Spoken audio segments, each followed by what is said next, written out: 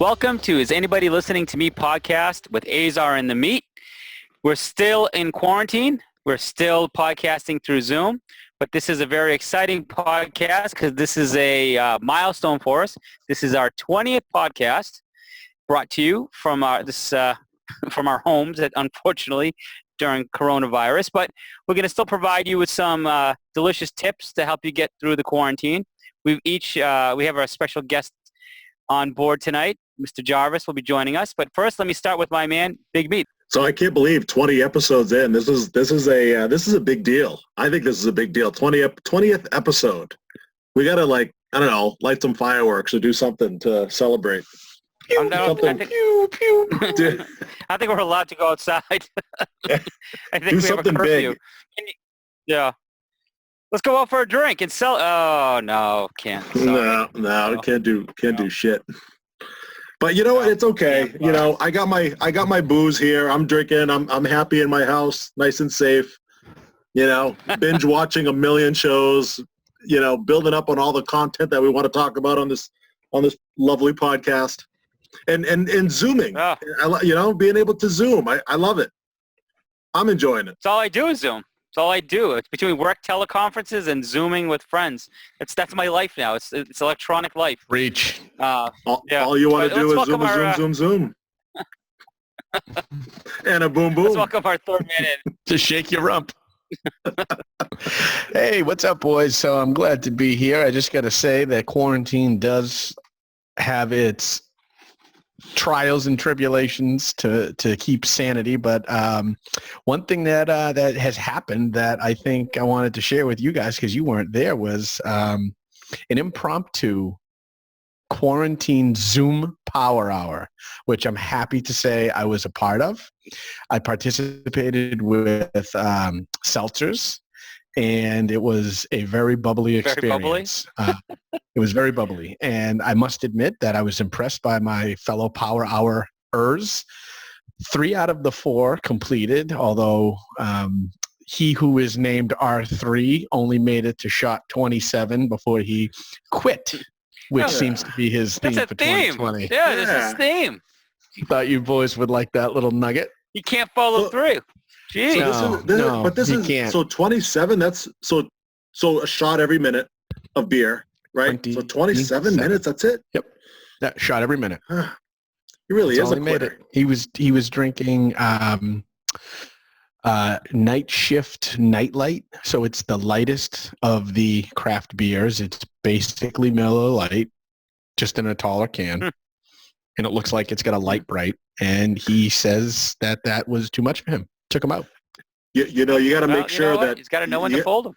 You got to make sure you check your notes there, Jarvis, because make sure that he was drinking that beer, because if he wasn't, he's going to fact check you, and he's going to get very, very angry.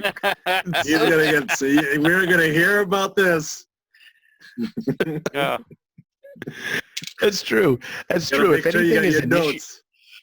See, the trick with R3 is you have to get him to start something, because he'll quit it. But if you start something, he'll be all over you at the end for it if you screw it up. But if you can get him in at the beginning, he'll quit and fizzle out graciously. That's probably why he's so angry. He's got to stop quitting. Maybe follow through. I know. He'd get some happiness and resolve. He would be able to see something through. But no, takes his misery out on us. Well, there's one thing he follows through, but he keeps having kids, so he's following through with that. He definitely is not a quitter when it comes to pulling out. He's going to get so angry after this. He's going to listen to this podcast, and he's going to reach out to us, and he's going to say, "Let's do the power hour right now." He's going to be determined to finish it. In midday, we're going to end up doing it. I'm telling you. You know what's going to end up happening? He's going to be pissed because he's like, Jarvis is drinking seltzers. I'm drinking beer. And it's not apples to apples. He's going to be pissed. And you know what? It's going to be tough because a lot of people are going to be like, well, you're drinking seltzers. Obviously, you can go the whole – but again, that's the point of drinking seltzers. If you want to have a long marathon of drinking, if you get a power hour for an hour, I guess seltzers would make sense. Vomiting. Listen, you drink 5 seltzers in an hour and tell me how you feel. If it was any easier than drinking 5 beers. Well, I'll tell you one thing. I won't tell you that I'm feeling bubbly after. That's not going to help. It's not going to help the reputation. You're falling apart, Frodo, in Middle Earth. You're falling apart. I was on a Zoom a couple of weeks ago where I was firing off live rounds out of a handgun in the woods. Oh, so God. It's getting real wild Oh, my out here. God. We're worried about you sometimes. We're like, we just want to do some sanity checks on you out there in Middle Earth. It's all right. I had my attorney with me on the Zoom call. Okay. So we need a wellness check. Just a wellness check. That might not be Azar, a bad idea. Is that Roper Law? Is that it was Roper Law. Listen, if something happens, I may just quit in the middle of this podcast out of fear of R3. Well, you see you getting shanked from behind. So, well, the good thing is you're in the middle of nowhere. So R3 doesn't like to travel further than. So he doesn't get super angry. So after this podcast, I'm going to have to do some major editing. So everything we say, I'm going to have to look it up, make sure it's accurate. If it's not, I'm going to have to edit it out. R3's going to.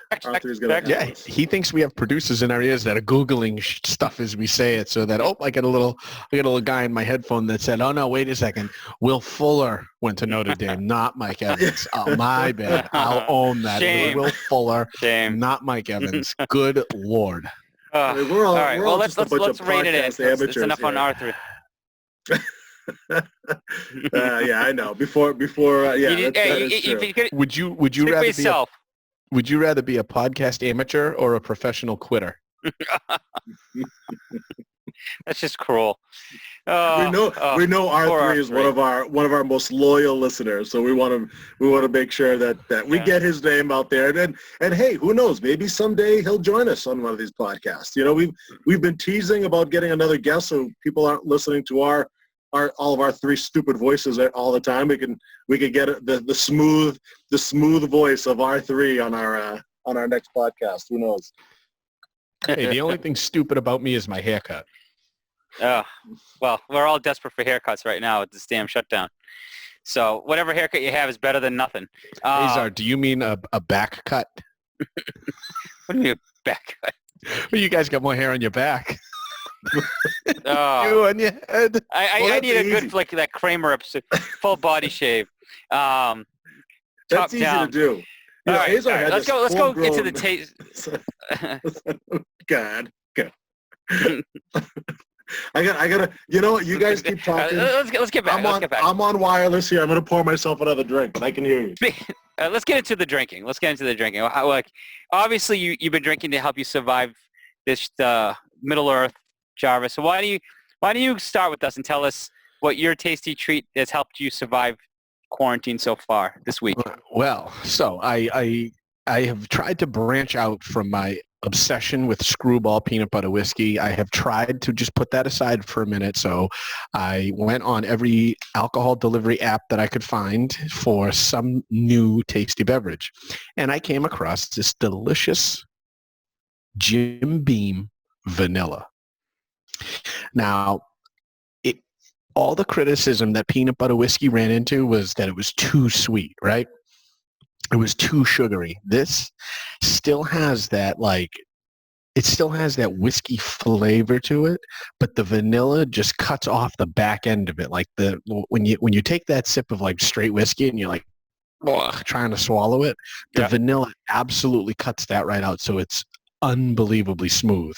I could drink this. You can mix this with Coke if you wanted to be like Sodarakis and ruin whiskey that needs a mixer, or if you just wanted to drink it straight. It's sweet enough to drink by itself, but it's good enough that if you mix it with Coke, you'd have like a vanilla Coke. It would be unbelievable. I can't say enough about Jim Beam vanilla. You have to get some. It's just like it does the trick. Like I have a buzz. I've only had half a cup. So it's not sugary? It's not not like peanut butter whiskey. No. Actually, I've gotten a lot of feedback because people really have jumped on the Screwball bandwagon, and everybody's been telling me because we kind of like led the charge with it, and all of a sudden everybody's been drinking it. Even coworkers are telling me, we heard you talking about it. Like my coworker showed us how he finished up a whole bottle during one of our Zoom calls. He was showing us how he just polished off his peanut butter whiskey. But I never found it as sugary as the other ones that we tried in that class. But that's good to hear that Jim Beam Vanilla isn't like, it's a bourbon that's just dumping a flavor and sugar to kind of just, all right, let's add something. It's actually that nasty PB&J whiskey that we had was like, it's tasted like somebody took shitty whiskey and just tried to like dip peanut butter oil in it. Yeah, like sweeten it up. Yeah, Nasty. like it. This is blended properly. It still has you can still taste the whiskey, like the proper whiskey flavor is there, but the vanilla just nixes all of like the negative of the flavor, the burn, like that hard oaky, like it doesn't have that like intense oak to it, but it has just enough to where you're like, oh, that's nice. All right, how's the cost? So the cost was actually pretty good. So it's in the line. They have Jim Beam peach, Jim Beam black cherry, which you're going to talk about, Jim Beam vanilla, and it was all the same. So it's right in line with a regular bottle of Jim Beam. Like, what is that? Like under $20? What did you? I paid for delivery too. Oh, what did you pay, John? What it cost? Yeah, I can't remember, but I want to say under 30. I'll tell under you 30, over 20. Definitely under 30. Definitely under 30. I think under 20. I think it might have been like $18.99, something like that. But Okay. yeah, Jim Beam is a That's not very bad. underrated whiskey, I think. It's kind of like the cheaper of the whiskeys, but I think it's pretty good. And they have the most flavored whiskey options on the market. Do they do a honey? I don't remember their honey. Yeah, Jim Beam honey. Jim Beam Yeah, honey. they do honey, they do maple, they do, like Jarvis said, vanilla. I'm trying the black cherry right now. Yeah, they have a lot. And they have them in nips as well. Not every whiskey has a Azar, nip option. So we're looking at $15 for Jim Beam 750 milliliter, and they have it in vanilla, honey, Kentucky Fire, peach, apple, black cherry, maple. So they're basically like the absolute vodka of bourbons. It's kind of like they're becoming that, but I'll tell you what, the honey is what started it all with the Jack honey, and I did Jim Beam honey, John. I think I had it with you, but this Jim Beam vanilla is nice. All right, Good might be stuff. worth a try. I might have had it as a nip before, because I know, like, you go to any liquor store now, they have, I mean, you could get so many different flavored Jim Beam nips. Jack Daniels is a very, very similar to that too, but Jim Beam, I think, just has so many different flavors. And I remember saying, I still love Jack Daniels, and I love the honey and the maple flavored Jack Daniels. But when I tried the Jim Beam, it's a little cheaper than Jack Daniels. And I actually, to be honest, I actually like Jim Beam more than Jack Daniels. So I almost prefer that. So when I saw this black cherry, they call it Red Stag for what, I don't know if that's just kind of the name that they use for the vanilla one as well. I'm not sure, but it's just Jim Beam. No, it's just vanilla. It's just vanilla. Yeah, this one they call Jim Beam Red Stag Black Cherry. And it's really good. It's a little sweet, but you can definitely taste the black cherry for sure. But I think that vanilla one is certainly something that I would enjoy.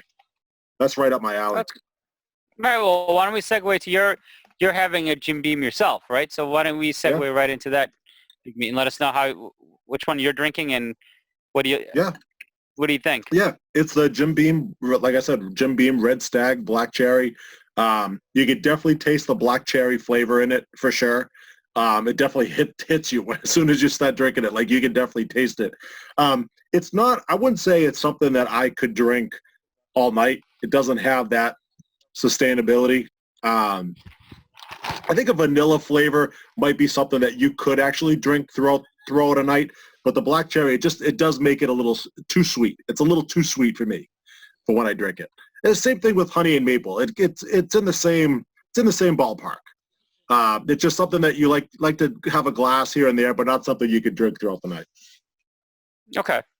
It's interesting. I was just trying to compare Jim Beam versus Jack Daniels, and something that came up. It was just like a liquor educator type of thing, and it basically Jim Beam is classed as a bourbon, while Jack Daniels is actually defined as a whiskey, which I didn't know. I always thought, and it said although bourbons can be whiskeys, not all are. So not all bourbons.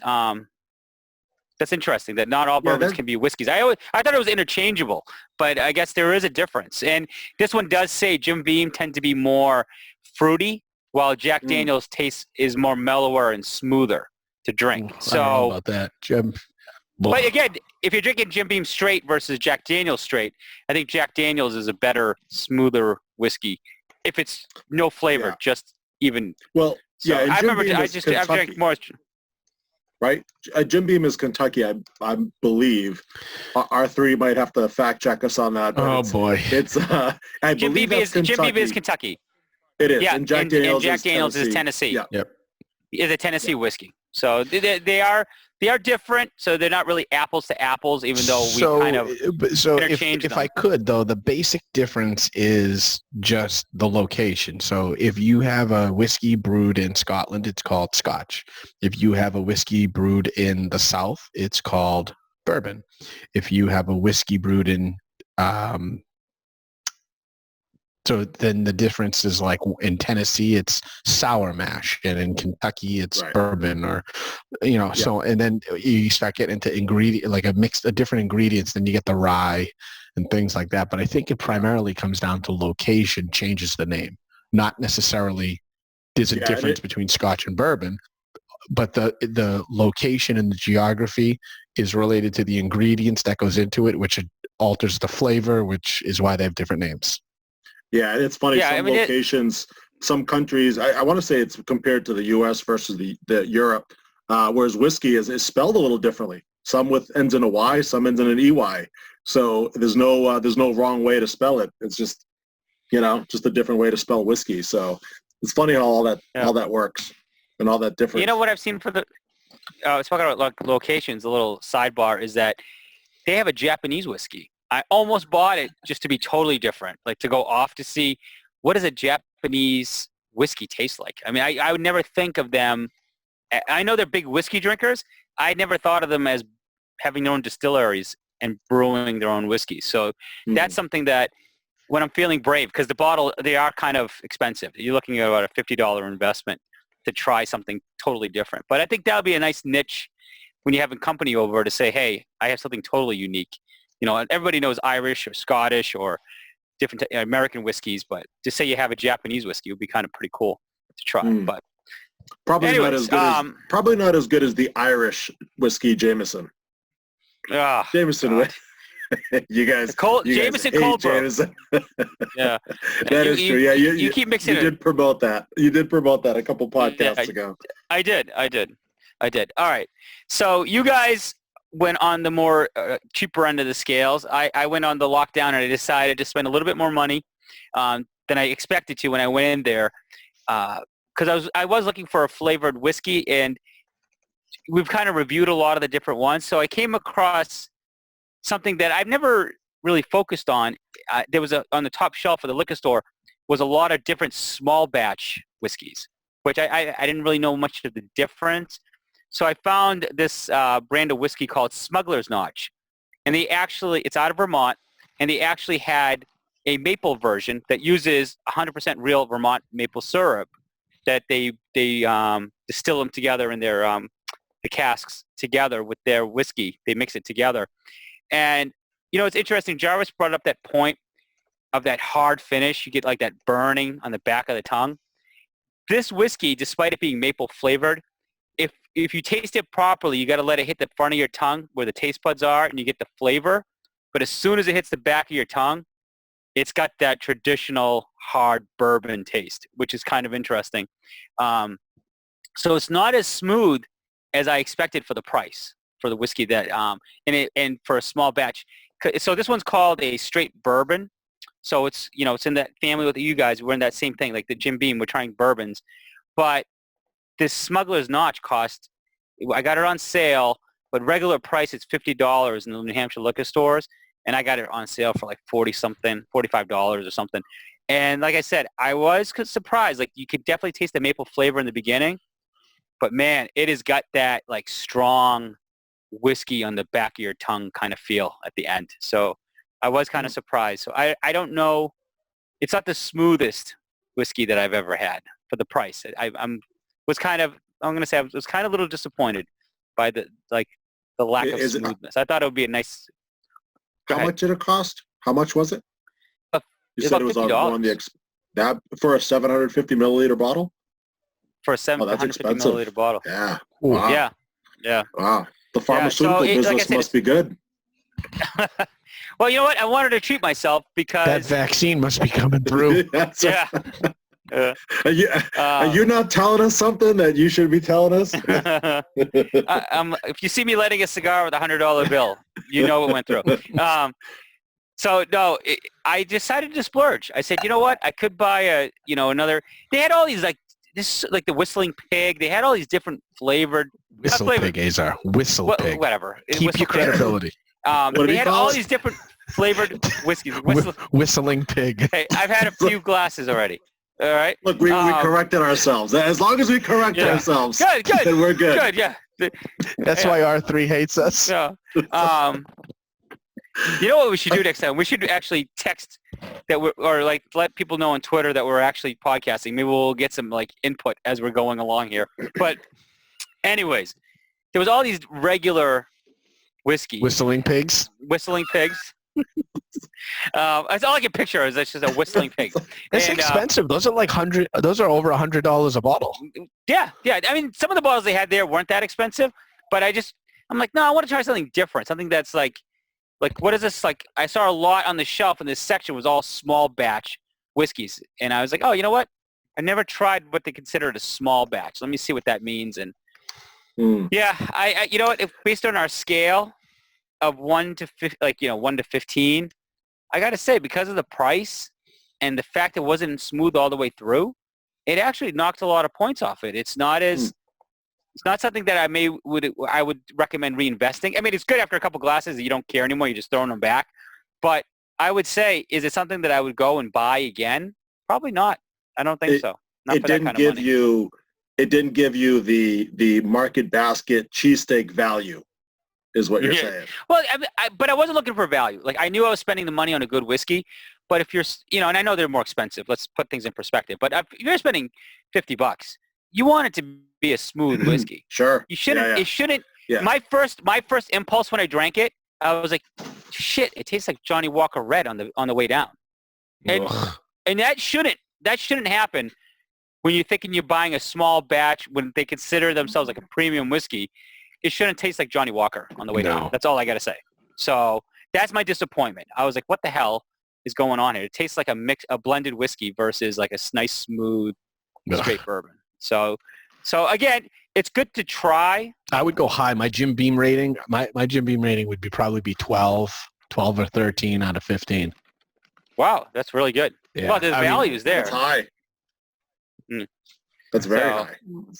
But you know what though? Like this is my dilemma. I go into a liquor store. There's you go to a good liquor store with a good variety, and there's like a million different whiskeys to select from, right? You're going up and down the aisle, and you don't want to just spend the money just to buy something just to try it. I mean, that could put hurt your wallet. It could really hurt your wallet. So this is why we have this podcast to talk about these different whiskeys, so people can actually listen to us and say, oh, they're recommending this good whiskey. Let me go out to the liquor store. Let me look it up and let me try and buy it. So your whiskey that you have there, what was it called? Smuggler's Run? Azar? Smuggler's Notch. God. Why can't you guys remember the name of anything? Smuggler's Notch. It's like having children. Smuggler's Notch. That doesn't even sound good. Smuggler's Notch. But now somebody could go to a liquor store and people could see it. I do not ski. I have not. You know what? I do not like the cold. The history of if I put a goat face down in the ground with its legs up in the air and told you you would be down that mountain faster than any skier in the Olympics. Now you're getting at the bestiality here. Is this what we want to talk about on this podcast? No, I wasn't. I didn't talk about bestiality. I talked about Greek habits. We're attacking cultures here. All right. We should be talking about Ouzo and Metaxa if that's the case. Well, Easter just passed. I'm having a boy. Did it work? Ouzo worked. Ouzo worked. There you go. Good. It was Ouzo. Good. Cheers to Zaki. Yeah. That's my father's secret recipe. You want to have a boy? Drink Ouzo. Yeah. Yeah, which is funny because he told my cousin that after 3 girls. He said, you got to be drinking more Ouzo. He had his 4th kid was a boy. So there might be some truth to it. I'm telling you. All right. Well, why don't we wrap it up? So, John, you got to give us a score on your Jim Beam Black Cherry. Jarvis gave it a very generous score for the vanilla Jim Beam. What would you go with? For a total score, 15 being the highest, I'd say maybe, I'd probably give it around a 9 or a 10. I mean, it's good. It's not like I said, the sustainability the drinkability factor isn't quite there. I can't really have a lot of these glasses, but in terms of like the flavor, the taste, it's pretty solid. That's good. So you're giving it a 9 or 10, which is kind of shocking. I thought you'd give it higher based on the flavor being something different, but I just think it's just too sweet. That's the only thing. And this is too like, sweet. Okay. It's too sweet. You know what I mean? And it's just, like I said, it's like you drink it and then you have one glass. Now I'm on my third glass, so I'm probably contradicting myself here, but it's not something that you could drink or sip throughout a night. I couldn't do it. I don't think I'm going to go run out and get another bottle is basically what I'm saying. Okay. All right. And my score is pretty much around the same thing. I'm giving it a 10. And again, I kind of explained it because of the lack of smoothness at the end. Now I'm on my third glass.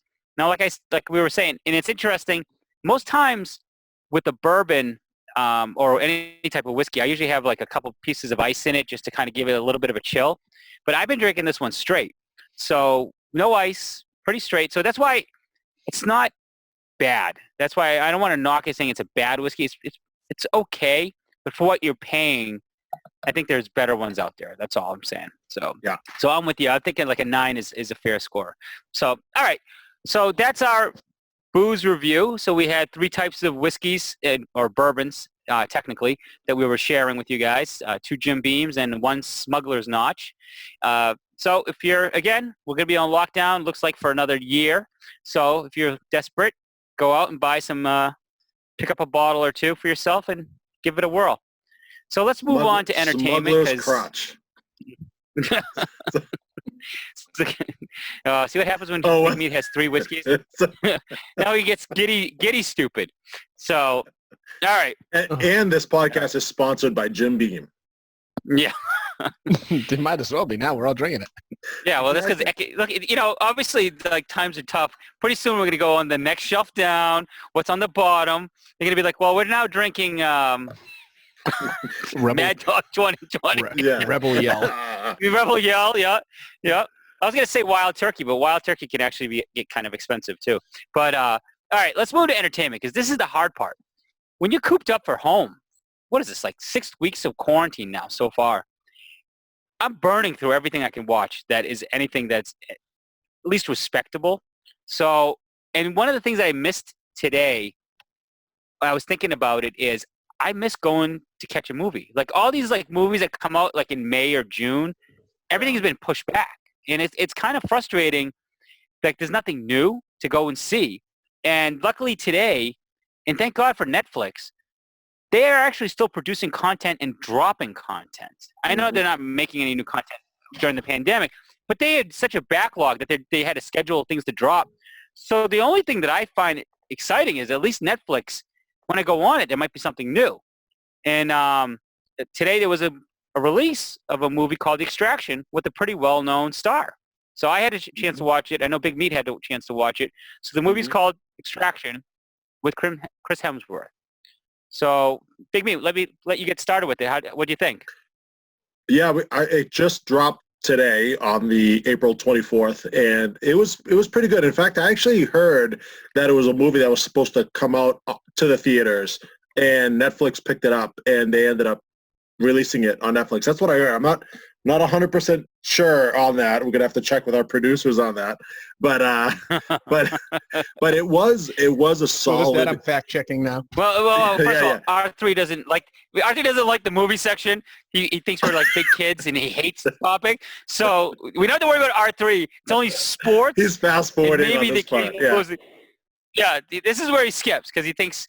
You know what? I think our marathon man watches movies like us. He might be able to give us some insight if we're wrong or not on that one. Yeah, there you go. So there's 3 of us on this podcast. One of us should be fact checking us at all times when we say something. But Extraction was a solid. It's a guy's movie. It's a man's movie of content. There you go. Chris Hemsworth is in it. I don't know if you. And when I was watching it, I think Azar, you got me thinking. Every time I watch a movie, I pay close attention to the people's voice in the movies now because of you. And I'm listening to Chris Hemsworth's voice, and I'm like, oh, he's got that Witcher. What's that guy who plays Superman there? The guy that played in The Witcher. He's got that kind of voice going, but it was kind of hard to kind of understand what he was saying at times. But overall, I think that's his real accent, though. Isn't he Australian? Is it Chris Hemsworth? He is. But I never ran into that when I watched the Marvel movies when he played Thor. I could understand every word he was saying in those movies. I think this one he just kind of was grunting a little bit. I don't know. He just seemed like you couldn't really understand every word he was saying. But overall, solid movie, good movie. It does remind me a little bit of like the Rambo movies. He's a big-time action star. I thought the plot was great. It was graphic. The kill count was high, which is a big plus for me. Yeah. If I were, I don't know. If I were to estimate the number of kills in the movie, maybe 100. I mean, it was 150. It was fairly high. But it was great. I thought the action was very good, and I enjoyed it. I really did. I did really enjoy it. It was graphic. It was graphic. It was graphic just enough to be able to enjoy it. I know Jarvis isn't a big fan of the blood spewing out of the guy's throat when he gets slashed, but I think this is right in Jarvis' to my wheelhouse. Defense, I don't enjoy queasy. it like on the Saw or Hostel level, but I enjoy it on the Rambo level. Yeah, then you would love. Well, then you will enjoy this. Yeah. I would like to comfort you to know that Netflix will not run out of new content until late summer if the pandemic continues. Late summer. Okay. Late summer. Well, you know what? I was laughing because this goes back to my bitterness with Disney, right? Think about it. All these things that they were putting in production that they're hoping to launch in 2021, 2022, late maybe 2020 if we're lucky. If we're lucky, some of those productions have wrapped up. But if anything was still in production, all of that shit is on hold now. So what's Disney going to do with all of these new content that was supposed to keep you interested in their platform? If they were still producing it, what the hell happened with this virus? There's no way they're working. They can't be on this. So, good luck with Disney Plus. Yeah, all the shows are being put on hold. In fact, you think about Disney too, and I read today that Disneyland and Disney World theme parks obviously are closed, but they're actually planning on keeping them closed for the rest of the year until 2021. I mean, it's kind of. Are you serious? Oh my God. God. I read that today. That's they're anticipating to just be closed. In fact, this goes with a lot of concerts as well. Like Taylor Swift, I know last week I heard on the radio that she has canceled every single show, her every single show in 2020. You cannot see, as Jarvis is showing us a delicious bottle of his Jim Beam vanilla. You don't have to narrate what I'm doing. Just talk to the listener. I do. No, because I have to. Because I'm jealous now. Because I wish I had a bottle with me. Because I ran out of my black cherry Jim Beam. Did you hear that Disney World in Asia is checking temperatures? They're reopening and they're checking temperatures upon admittance, and they're using a data tracking app that if you were exposed, the government has a mandated app that you have to have on your phone, and they won't let you in. Yeah. No kidding. Yeah, that won't work in the United States. So that's probably why they have to stay closed for a year. Yeah. So, unless they have something that can treat the disease. But again, that's, do you know something that we don't? No, nothing yet. I got my ears in the ground. Burning $100 bills to light that cigar. I see. When you see it, you'll know. $50 bottle of shitty whiskey. When he shows up. When I light my cigar. when he's wearing a fur coat on one of his podcasts, then you know something's up. When did this podcast become sponsored by Louis Vuitton? When he smiles, when you see me light up, teeth. He's got a golden grill. So, Jarvis can officially run upstairs and tell his wife, "We're free. We're free. We can get out of here." As soon as you see me light up that cigar, you're free. There you go.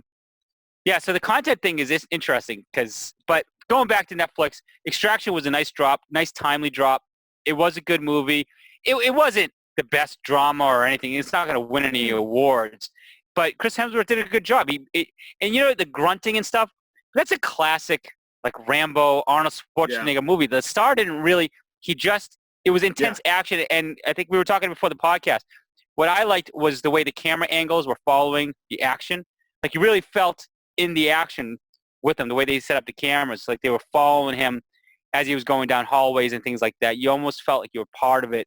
So I thought it was well done for Netflix. You know, hey, I mean, I swear they're putting out things that are the same quality as a movie theater puts out. So in a desperate time like this, it was so well done. Yeah, it did have that one camera shot scene in the movie, very similar to 1917. 1917 really took it to another level, and they had like the whole movie, I think, was like 3 camera shots. It was like, you know, the phase 1, phase 2, phase 3. This one had like one scene, but it lasted like 15 minutes, and it was pretty impressive how they did it. Of course, there's camera tricks in there. It's not, you know, it's not legit like one shot that they do it.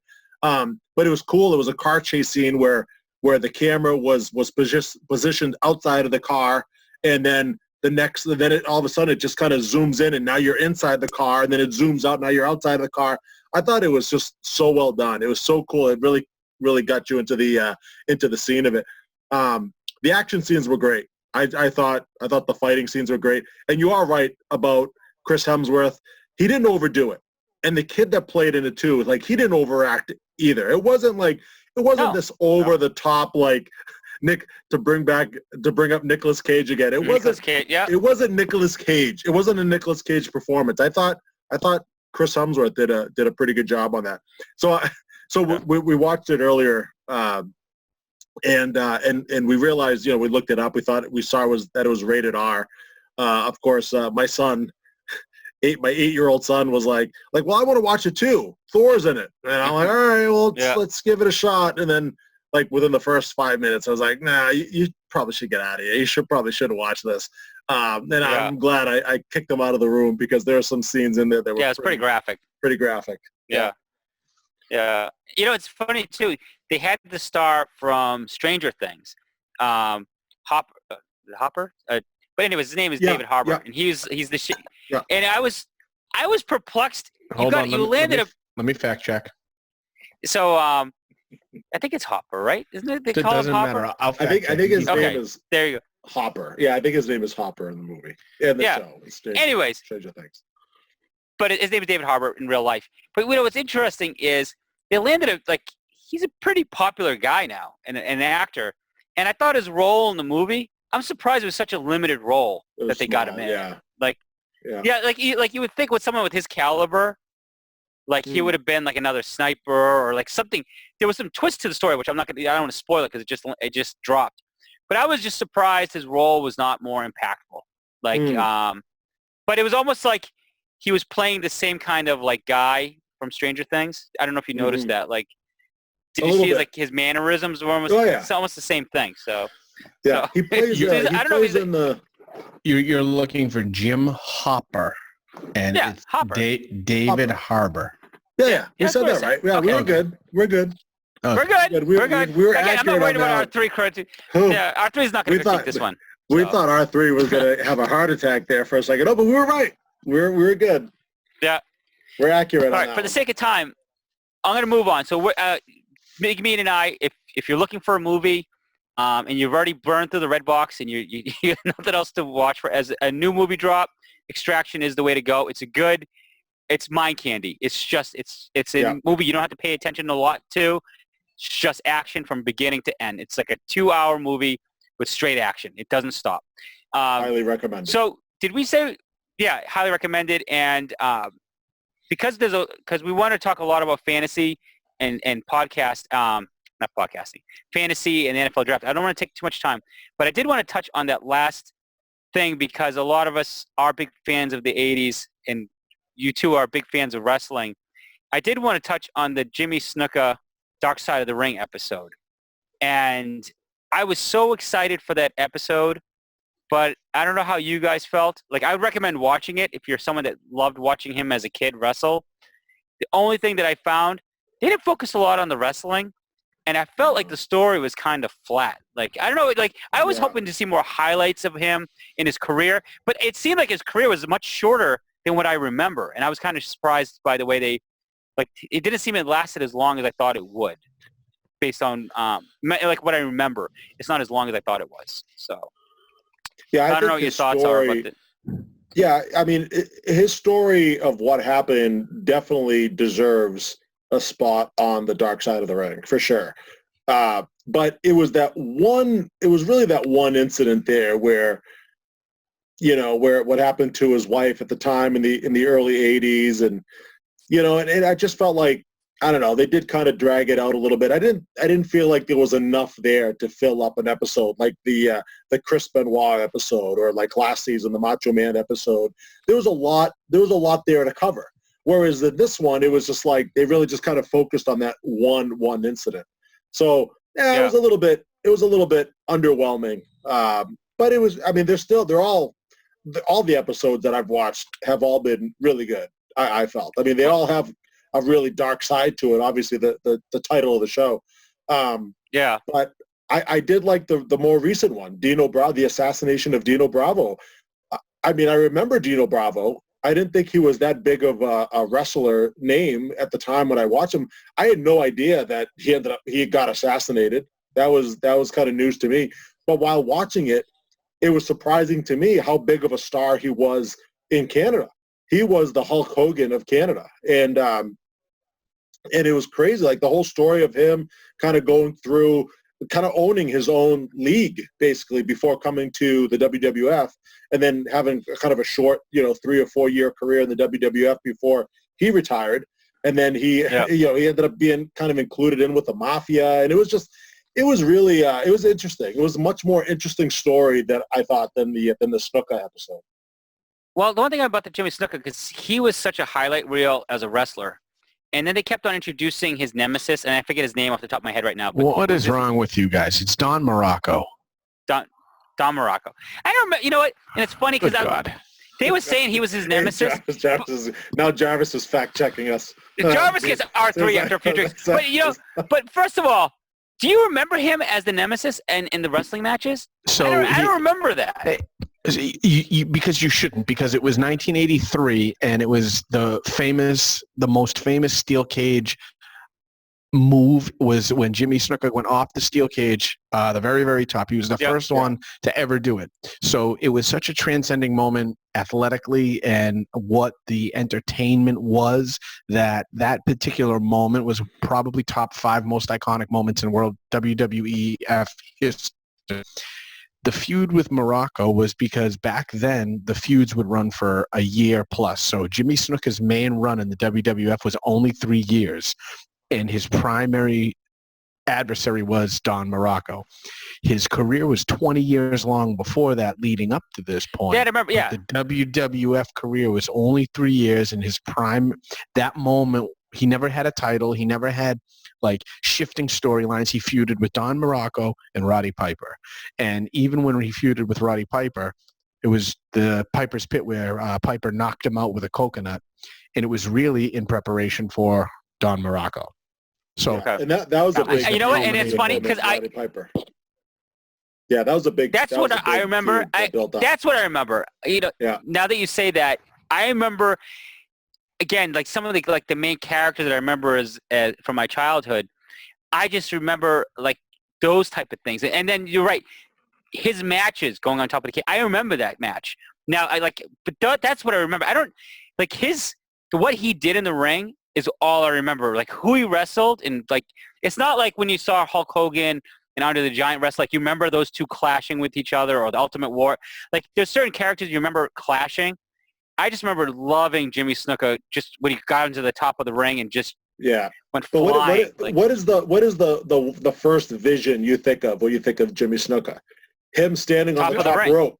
Yeah, the top rope, like ready to jump off. That's like that. Every time I think of Jimmy Snuka wrestling, that's all I think. But it's almost as if like I think back and like that's all he did. That was his only wrestling move. Yeah, I know he had a lot more than that, but that was kind of what made him really famous. He was that high flying wrestler. Now, if you guys want to actually watch something that's pretty entertaining, Jarvis, you could do this looking at the watching the WWE Network, go back and watch the 2008 Royal Rumble. They brought back Jimmy Snuka and Roddy Piper as two entrants into that Royal Rumble. I've seen the Roddy Piper entrance. Yeah, they're old, out-of-shape men, but it was funny. I mean, it was great to just kind of see them kind of relive that little moment there. It was kind of interesting. So it's funny. I did watch on YouTube the greatest, like, most shocking WWE returns, like Royal Rumble, whatever, and Roddy Piper's was on there. He came out all big and fat. He was like, he had a big, huge pop belly. Oh, yeah. And he tried to hide it in the way he turned in the ring, but I was like, man, that's terrible. Roddy Piper, one of the best characters. Roddy Piper is the best. They got to do a behind the scenes with him. Oh, I'm sure they will. I'd love. Yeah. He had a little bit of a tragic story. Yeah. Yeah. He had a heart attack. He was all right though. Yeah. I mean, he was pretty prevalent in the behind the scenes in wrestling. But that Eric Bischoff stuff was probably what the best story would be. No, who did he go after? Not Eric Bischoff. He went after Russo. Vince Russo. That was it. Yeah. Yeah. That was legit. That was legit. That was no pure hate. Kayfabe. Yeah. I just looking forward to. So I actually enjoy it when they're wrestlers that I remember as a childhood. It does bring back memories. But that was my only knock on the Jimmy Snuka. I wish they showed more about it was too much about, like, so I wish that they brought new evidence in. Like when you watched the Tiger King, you were like, there's got to be new evidence. Yeah. This whole thing, the girl died in 1983, and he clearly was doing cocaine that could kill an elephant on a nightly basis. Like clearly he went after this girl, and I mean he's dead now, but like I don't know, they kept presenting this like they had something more and there should be more, and then at the end they were like, yeah, he was never charged and it was swept under the rug. And that's because he couldn't, because his mind was so messed up. But the whole thing, but you can know that Vince McMahon played a role in it, because obviously when they had that officer, or like I forget if he was a sheriff or what he was in the episode, and they asked him, did you know there was a guy in the car? Yeah, he didn't know. And he's like, no. And then the way his new wife, Snuka's wife, covered it up, she's like, oh, he's a wrestler. He doesn't remember any. And I'm like, town. You know what was incriminating in that whole thing? Vince McMahon once again came out as a monster, because something happened, because that town relied on the money from the wrestling in that community. Right? Yeah. And so Vince McMahon went in, and when he told Jimmy Snuka it was taken care of, don't worry about it, something was fixed. And it just seems like that case was not properly investigated. I felt that was the most interesting. And again, I was laughing. I'm like, wow, Vince McMahon once again comes out like the biggest asshole out of this thing. Like once again, it revolves around that one man. It was like he owned Allentown, Pennsylvania, because it was like when the wrestlers come in, that's what the economy is built around. But he's like a mafia. Like they're gonna do it behind the scenes when he dies. Vince McMahon, yeah, I know. You're gonna be like blown away. Like I think we're gonna be so blown away. Well, that's gonna be a 3-episode. Oh yeah. Yeah, and that's gonna be like on HBO. Episode. How he took Wrestling National and absolutely backstabbed and destroyed every territory in the country, and just I can't wait. It destroyed careers, made and broke people. Oh yeah. It's gonna be dark and dirty. Yeah, the biggest part of that episode I remember was who was the wrestler that was in the back seat? Fact check. Yeah. We need to fact check on this. The wrestler that was being interviewed, and then they asked him towards Fatu, right? They asked him at the end of the episode. They're like, "Yeah, do you know what Jimmy Snuka's like reason was for why his wife, had a head injury or not?" I think his girlfriend. It was his girlfriend, not his wife. Yeah. And he was just like, oh no, he had no idea. And they're like, oh yeah, he said that she came out of the car and she fell and hit her head. And he was like, no, I was in the back seat. Like that never happened. Like he had no idea that was either he was just full of shit and he was just, or he was just oblivious to the whole thing. I was just like, how is that even possible? Like the detectives, like they don't ask him those questions. Like they didn't interview him. They didn't. Like, it was just, it was bizarre. It was a really bizarre That's why it was story. Fixed. It was fixed. It was a fixed case. And I do know part of it. And this was back in '83, and I think I think law enforcement ran things a little bit differently back then. You know, you think about all the DUI cases now. At the time, right, when somebody got pulled over drunk, it was like they didn't take pictures. They didn't document anything. It's like the signatures were written in like pencil. I mean, now it's a little bit more like it's. So I think back then it was just, I think that's probably what happened. It was just kind of like, whatever. Now looking back, it's like, holy crap, they did not do their job on this. And for sure, Jimmy Snuka was guilty of something there. Yeah. So if Carol Baskin was the biggest villain in The Tiger King, that sheriff in the Snuka episode and Vince McMahon both come out as big-ass villains in the and you know that sheriff story. And you know that sheriff was lying because every time he was talking, he was looking up in the ceiling like he was trying to think. Yeah. Like, you know, like when you know someone's lying, they kind of look up to the ceiling or they look up into the sky to kind of think of something. He was doing that throughout the whole episode. I'm like, this guy is lying through his teeth. Yeah. Oh, it's awful. It was bad. All right. So we're going to wrap up and go to the more, not that it's more exciting, but the only sport thing that's actually occurring right now is the NFL. Even though we're all on lockdown with the COVID and all these sports are shut down, the NFL is still having moves being made, trades being done, and now the NFL draft just happened. So, and I just saw something that it was the highest watched NFL viewed draft. Is that correct? Yeah. Good. Everybody's talking nothing else. There's nothing else. Yeah. But you know what?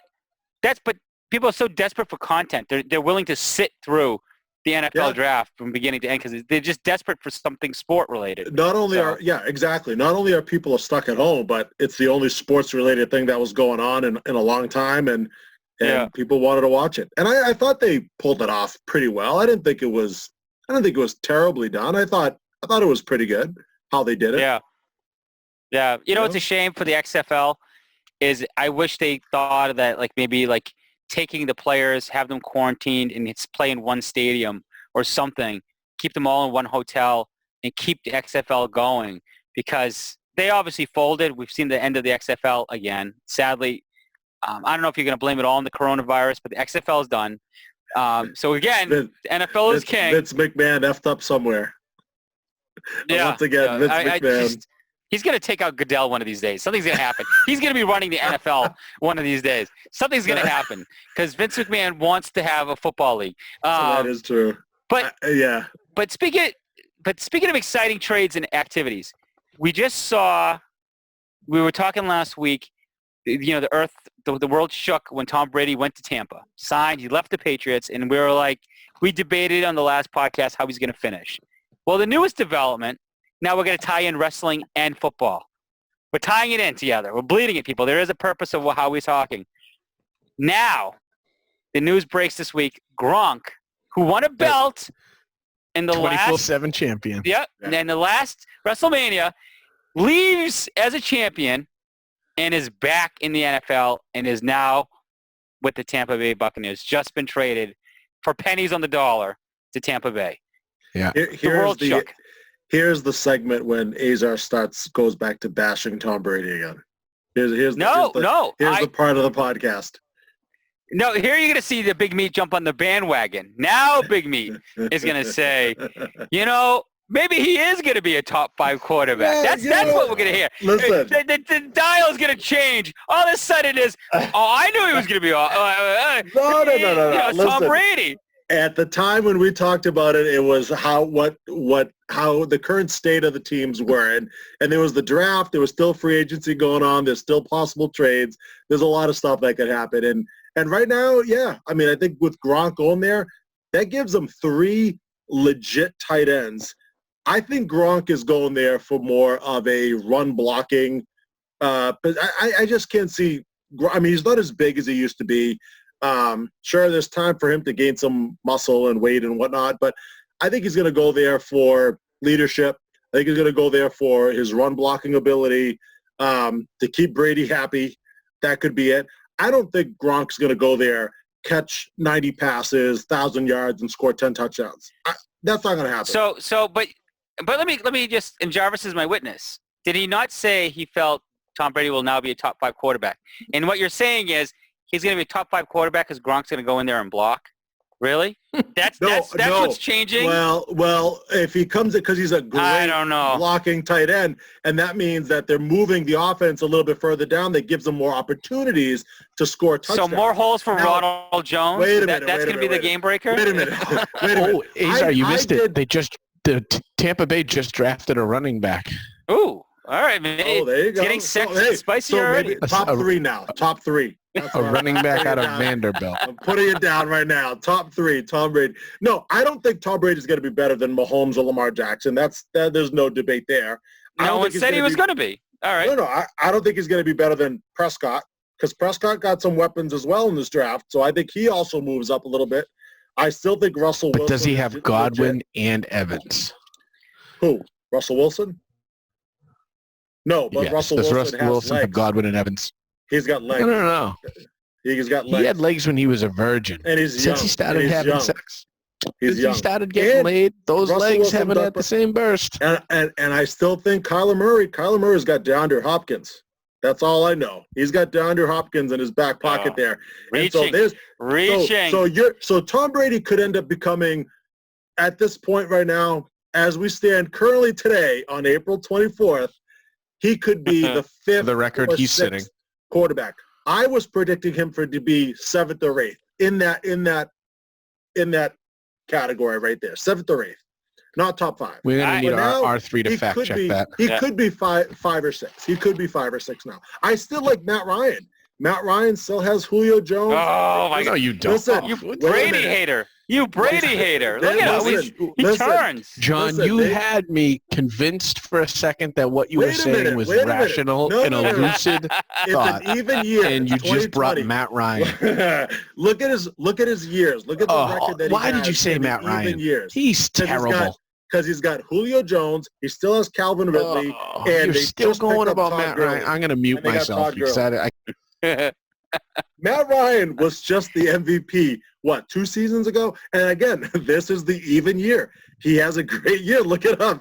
You can't argue the fact that every even year, he has a great year. Last okay, look year, it up. I got to fact not so much. check him now. 2 years ago, You great. give me more shit 3 to years fact ago, check. not so great. 4 years ago, great. I'm telling you, every other year he has a great year, and this is going to be. You know what? I know you're a Brady hater now because he left the Patriots. He's not wearing your laundry, so now you're going to hate on him.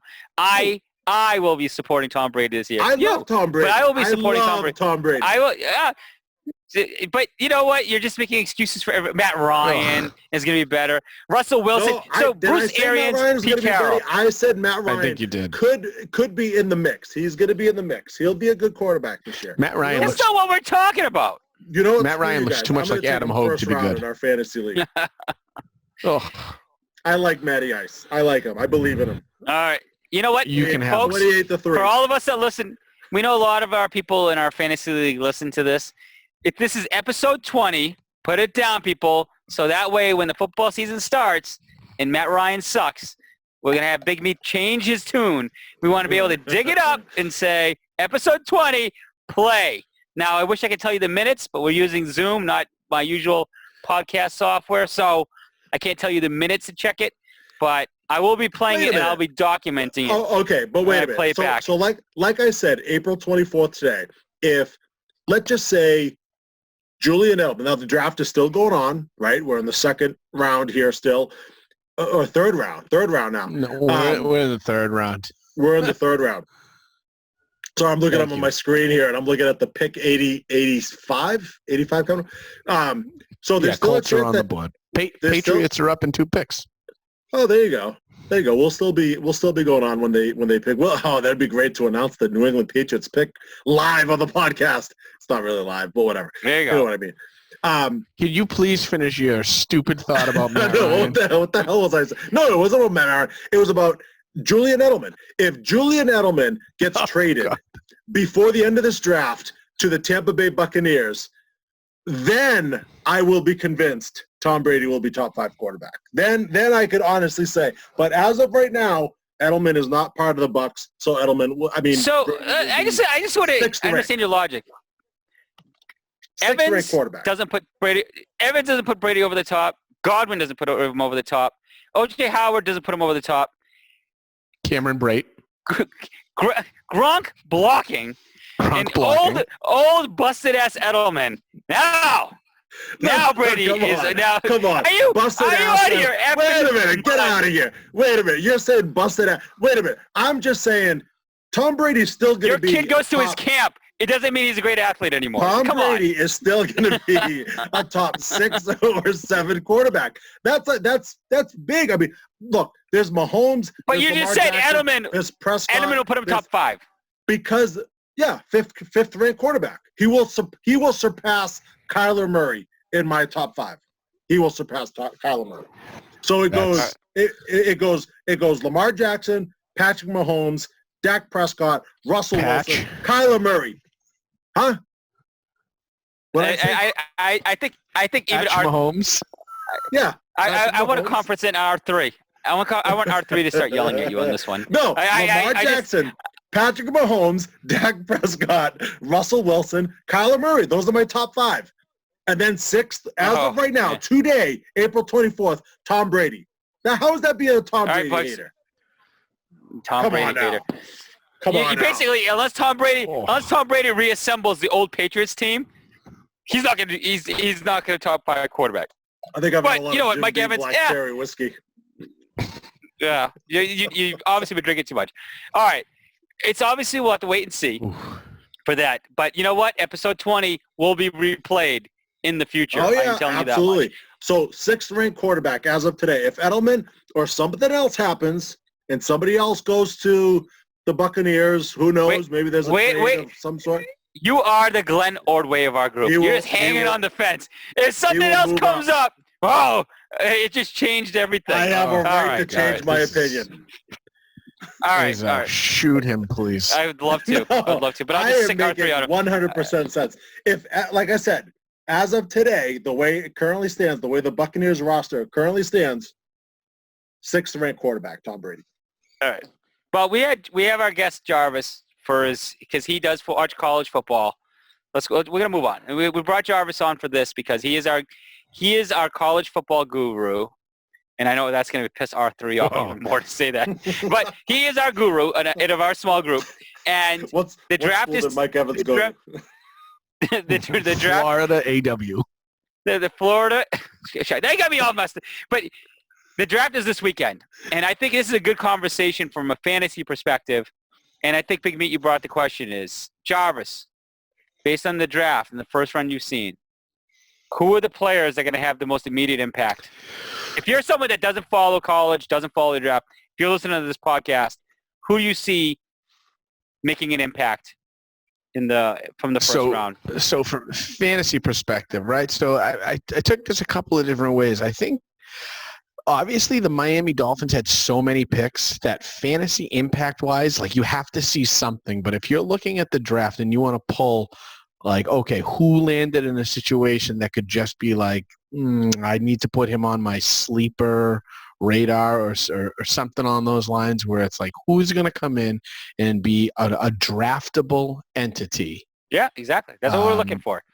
That's all that matters. Who's going to be who is basically the Josh Jacobs, like using an example. Right. He's going to have a starting impact. So I'm only going to stick to the first round because, good God. if I only stick to the first round, if you look, the majority of the first round was defense or O-line. You had tons of wide receivers go, and the talent is there, and like the Cowboys have a real attractive piece in CeeDee Lamb. So Dak Prescott has that weapon where he can pair with Amari Cooper. You have Jerry Jeudy going to the Broncos. I don't know anything about Drew Lock to give Jerry Jeudy any credibility. I think the Raiders reached on. He's just like a Tyreek Hill speedy guy. I'm going to go all the way down to the very last pick in the draft. So the first round. Okay. The very last pick in the first round. Like the Chiefs took a running back. And if you watched Andy Reid's running backs, when he picks somebody that he wants to be a horse, I mean, he did not give the ball consistently how many running backs? The Chiefs had 3 running backs that were drafted in fantasy last year. They had the 2 guys with the same name. There was Williams, Damian Williams, Damian and Darwin Darryl Thompson. And Darryl. Yeah, they were like three guys, all similar names. None of them were trustworthy throughout the year. The Chiefs have landed their replacement to Kareem Hunt, and it's the kid from LSU. I think if you're going to draft somebody, and I hate to just pick the only running back, but if I'm looking at all the situations, this kid from LSU was like a bowling ball sledgehammer of power. He is going to get the ball out of the backfield, but he's also able to run over some of these hybrid linebackers that are more safeties and nickelbacks that are going to be covering in space. This kid's going to put up some points. I would keep my eye on him, hands down. I just don't like the first-round wide receivers overall situations because I don't know in Dallas, Elliott got all that money. They're going to have to give him the ball. I don't know anything about Drew Lock in Denver. If they have a good O-line, they drafted 2 wide receivers in the first 2 rounds, so Judy might be something, but he's got to at least battle Cortland Sutton for targets. I know the quarterbacks are one thing. I think that Cincinnati quarterback is the best situation, even though he's number 1 overall in Cincinnati. He's terrible. Burrow could be somebody if he can he's got offensive weapons everywhere. But I love biggest Burrow. Biggest impact right away. I think you're looking at Burrow, obviously, because quarterbacks put up points, but I think you're looking at that running back for Kansas City. That offense is just deadly. Now, does that change Joe Mixon's value? It should help. So I don't know. Because that's Joe Mixon. At the end the of thing the about second Joe half of the Mixon year, is like had a good year. Yeah, he did. And he had a really, really good year, and he's a really good running back. But does he get ridden? Does he get driven into the ground? Just to interrupt you here, the Patriots pick is coming in right now as we speak. Oh yeah, the Patriots 3rd round pick, number 87 overall, Anthony Jennings, outside linebacker. Anthony Jennings, Alabama. Linebacker, Anthony. Alabama. God, where is he's from? Someplace that somebody had a speech impediment. There's no way they meant to spell Anthony. Well, that was the basketball player there, Petty Hardaway, right? He was Anthony Hardaway. That was his real name. Right. Well, how you want your son named? I want him named Anthony. What? Anthony. I love that name, Anthony. As long as he could go sack the quarterback, I don't care what his name is. My God, I'll start screaming Anthony all day long if this kid is going to make an impact and replace Jamie Collins. But that's 2 outside linebackers they've taken. Yeah, they need that linebacker. They've taken 2 outside linebackers, and they passed on that kid in the first round, Kenneth Murray, that nasty inside. It would have been Gerard Mayo in 06. It would have been, fact check me, I don't know, I think it was 06. It would have been Dante Hightower in, 2010 or 11 when they took him, and then this kid. I mean, it was the next. I'm so pissed they passed on that kid Murray. How do you pronounce and the other kid out of LSU, Queen? How do you pronounce the guy they took earlier in the 2nd round? Uche.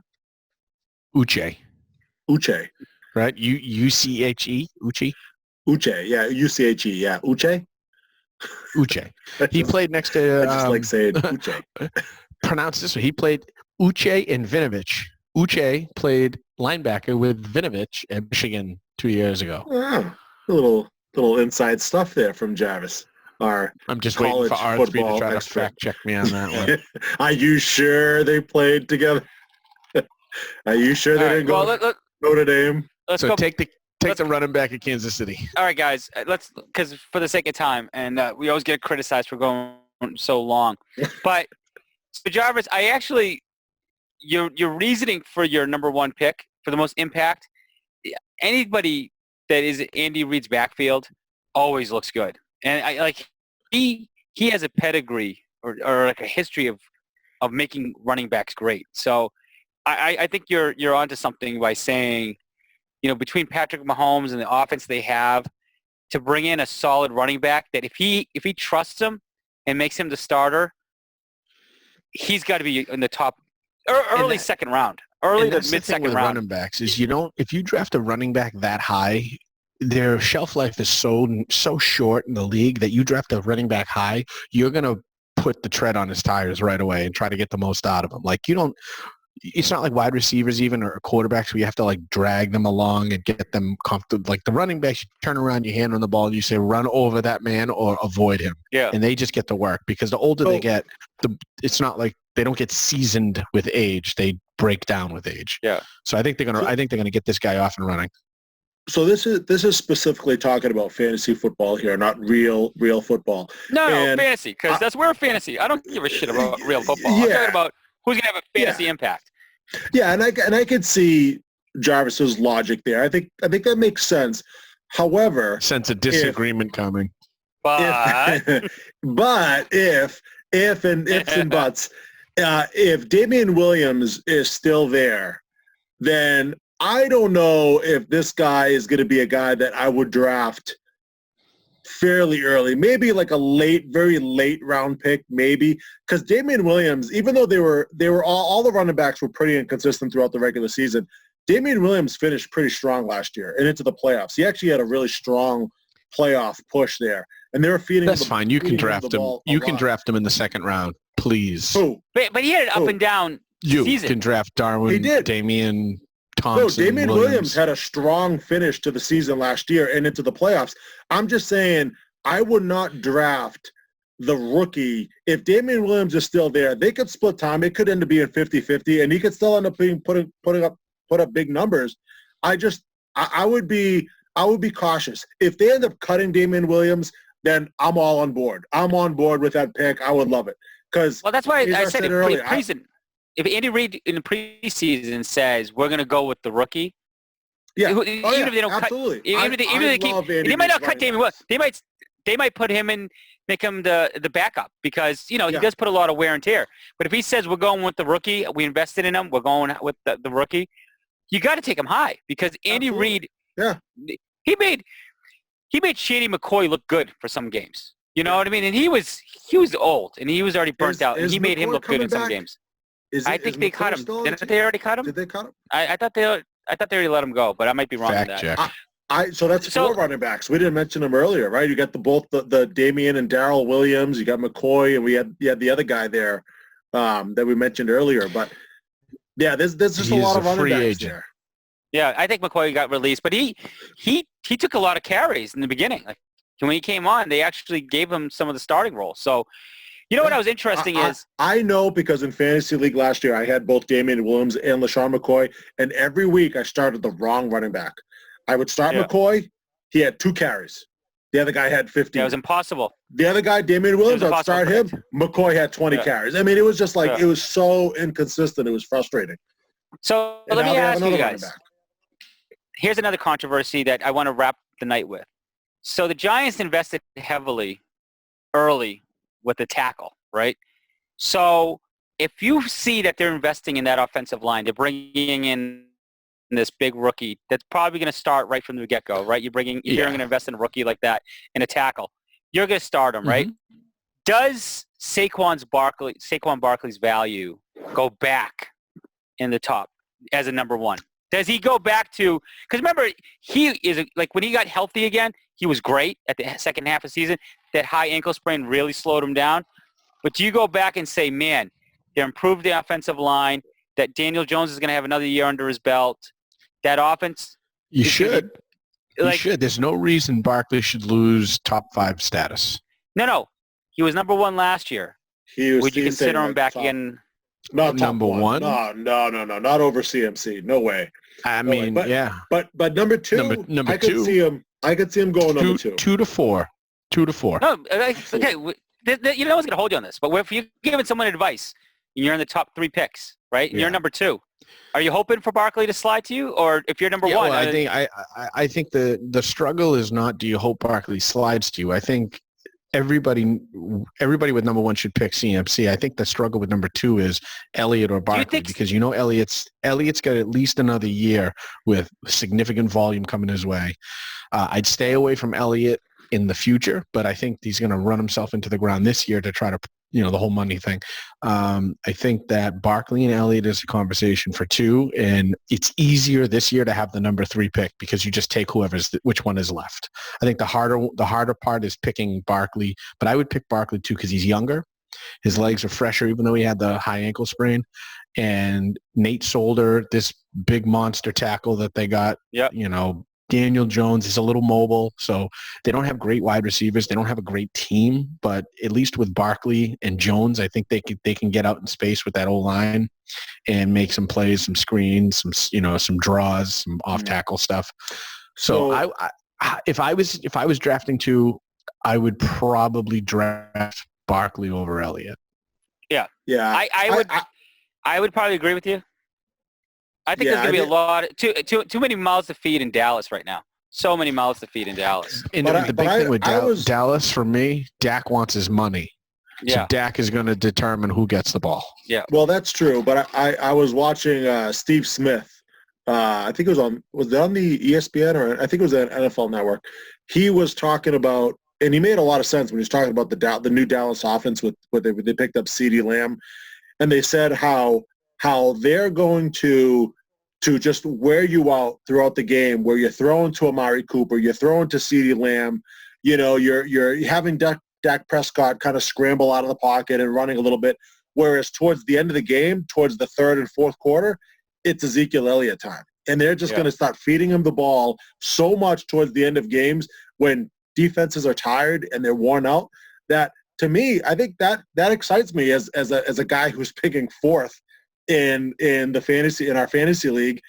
I mean, would I be happy with Ezekiel Elliott 4th? Absolutely. Would I be happy with There's no way you Barkley? get Elliott. I don't think you get either of them. I think your debate is going to be Alvin Kamara or Michael Thomas. How about Dalvin Cook? Or Dalvin Cook. I keep forgetting about him. Yeah, your debate is between Kamara and Cook. Well, I look at the 2 guys that are picking ahead of me, and I'm looking at, a couple guys that I'm thinking they're big fans of Dalvin idiots. Cook. They're both, they're both big fans of Dalvin Cook, and I'm looking at it thinking they might reach for Dalvin. I'm not saying that they're reaching. I'd be happy with Dalvin Cook as well. The Vikings have a run-first offense. They just got rid of Stephon Diggs. Maybe they're going to lean more heavily. They just drafted a receiver. Cook.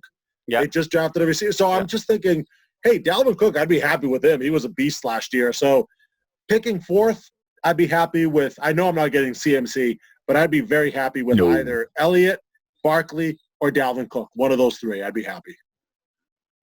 All right. Well, you know what? Yeah, I think it'd be more. You're gonna get Dalvin Cook. All right. Well, let's say this, because we're gonna be doing more fantasy now that the draft is over. The stars are aligning. We've already done our fantasy draft order.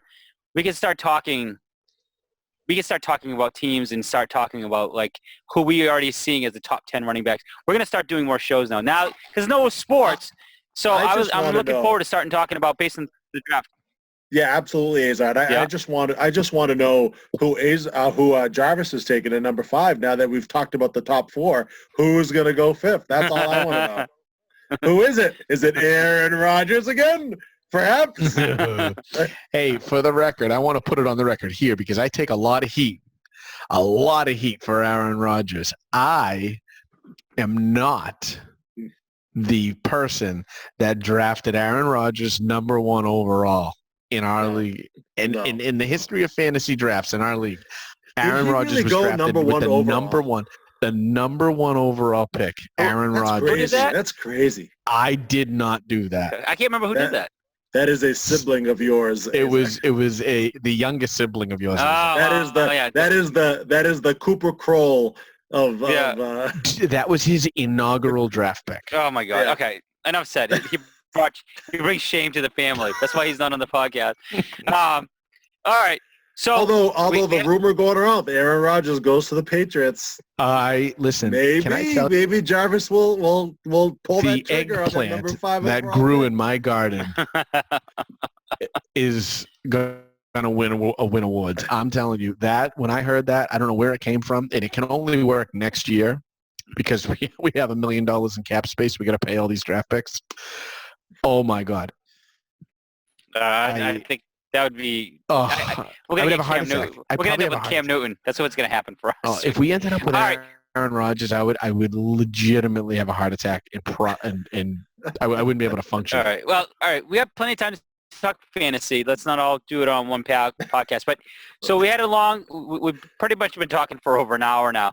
So why don't we wrap it up? Let's do some closing thoughts, and we'll call it the night. So Jarvis, I know you wanted to try something new for our closing thoughts. Yeah. So you wanted to add something. So I'll let you go first as the guest. all right. So what we might do, and again, I need the blessings of Azar and the meat, is we're going to leave you with a trivia question.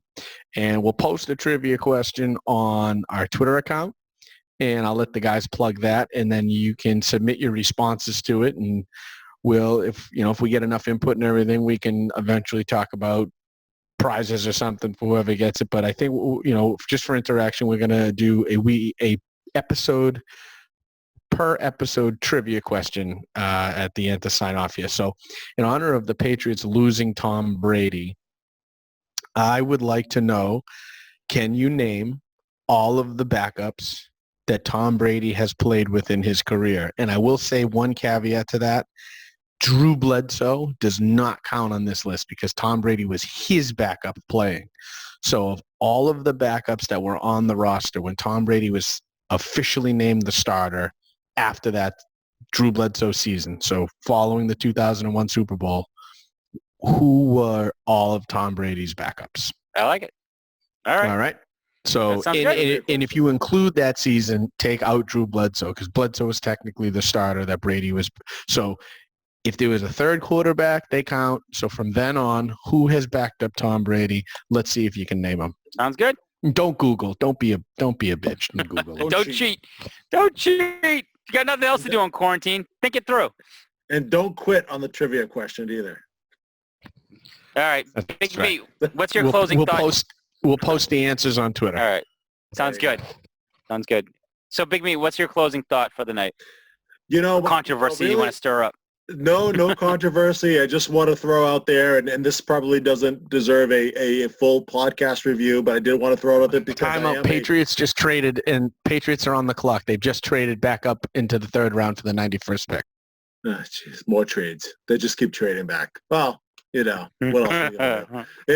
It's the suck for the top 5 pick next year. I think that's what's going on. But no, my closing thoughts, I would say, because this doesn't warrant a full podcast review, but there is a show out there that has been out for a little while now. The first season came out a couple of years ago. I think the second season came out about 6 months ago. It's a really good show. And if you're a fan of the 80s, if you're a fan of the Karate Kid, definitely check out Cobra Kai. If you're sitting around or you're running out of shows to watch, binge watch shows, check out the Cobra Kai. It's called Cobra Kai on the YouTube TV, YouTube Premium, or they used to call it YouTube Red. But you can watch it on there. They're quick, half hour. Some of them are 25-minute episodes. There's only 10 episode seasons. There's 2 seasons now under the belt. They're great. They're really good. They're a little cheesy, but I like cheesy. Definitely check them out.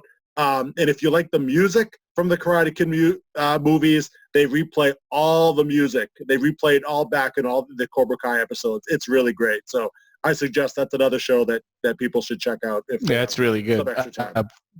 The Patriots just drafted a tight end finally. Oh, all right. So I'm drafting him first round. I'm gonna lead with a little bit of a controversy to get people all fired up and angry before I go with this one. This closing thought. But I'm going to say right now, for the record, April 24th, I have no, other than no insight, there's nothing I can base this on, but just a gut feeling. I'm going to tell you right now, drafting CMC number 1 is fool's gold. You are going to be disappointed taking CMC number 1 next year. Whoa. And everybody knows I have the man crush. I love him. Oh, my God. But I'm telling you right now, CMC number 1, you take him first over someone like Barkley, a young, healthy Barkley right now, you're going to regret it. He's just trying to drive down his stock like the Patriots rumored to trade up. Big move for Tua. Wait. Azar, what's your draft pick this year? What spot are you at? 7? Yeah. 7. CMC ain't sliding to you at 7th, my friend. Yeah, don't try to pull the wool over our eyes. It's not happening. I am a public service announcement. I am telling people, use caution, and I will explain in one of our podcasts, maybe even the next one, why CMC should not be the number one pick. I'm telling it right now. All right. Interesting. So I'm leaving it on a little fiery topic. All right. So let's wrap it up. Hot take. Wow. So thank you for joining us tonight. This is another long one, and I know people that complain about that. Pause. You don't have to play every segment all at once. You can pause. The beauty of a podcast. I will say it again. Just pause the goddamn You're thing. all in quarantine. What the hell are you doing that you don't want to waste an hour? I don't understand. Where are you going? What better way to spend your time than listening to us three? Yes.